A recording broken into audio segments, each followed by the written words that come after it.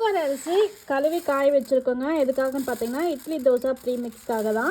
So premix வந்து இது வரலும் வீட்டில் கூட செஞ்சு பார்த்ததே கிடையாது. இப்போ தான் ஃபர்ஸ்ட் டைம் யூடியூப்பில் நிறைய வீடியோஸ் வந்து ரெஃபரன்ஸ்க்காக பார்த்தேன். பட் ஒவ்வொருத்தரும் ஒவ்வொரு மாதிரியான சொல்கிறாங்க. சரி ஜஸ்ட்டு பார்க்கலாம் அப்படின்றதுக்காக தான் பார்த்து தெரிஞ்சுக்கிறதுல தப்பு இல்லை.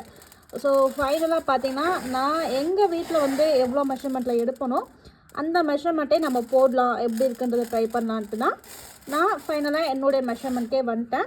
தேடி தெரிஞ்சுக்கிறதுல தப்பு இல்லைங்க. இது வந்து இப்போ தான் வந்து நம்ம ஃபர்ஸ்ட் டைம் வந்து ரெடி பண்ணவே போகிறோம். இன்றைக்கி 2 வகையான ரைஸு, ஒன்று பார்த்திங்கன்னா கருப்பு கவுனி, இன்னொன்று பார்த்திங்கன்னா பூங்கார். ஸோ இந்த 2 இட்லி தோசை ப்ரீமிக்ஸ்க்கும் வந்து கலவி சும்மா ஒரு கொஞ்சம் குவான்டிட்டியில் மட்டும் போட்டிருப்போம். இதை செஞ்சு பார்த்து பர்ஃபெக்டாக வந்ததுக்கப்புறம் தான் ஸோ உங்களுக்கு வந்து நாங்கள் ஆர்டருக்கு மூவ் பண்ணுவோம். நிறைய பேர் வந்து வெள்ளை உளுந்து தான் செட் ஆகும்னு சொல்லியிருந்தாங்க. ஆனால் சரி கருப்பு உளுந்தில் தோல் நீக்காமல் ட்ரை பண்ணலாம் அப்படின்றதுக்காக ட்ரையலுக்காக போட்டிருக்கேன். இது நாங்கள் யூஸ் பண்ணுறதுக்காக தானே. ஸோ எவ்வளோ உளுந்து போட்டால் எந்த பதத்தில் நம்ம இட்லி ஊற்றுறோம் அப்படின்னா கிளாத்தில் பிடிக்காத மாதிரியும் ஸோ பர்ஃபெக்டாக வரத்துக்கு என்னென்ன முறை எடுக்கணுமோ எல்லாமே செஞ்சு பார்த்து தான் ஃபைனலாக உங்களுக்கு ப்ரீமிக்ஸ் வந்து நாங்கள் ரெடி பண்ணி தருவோம்.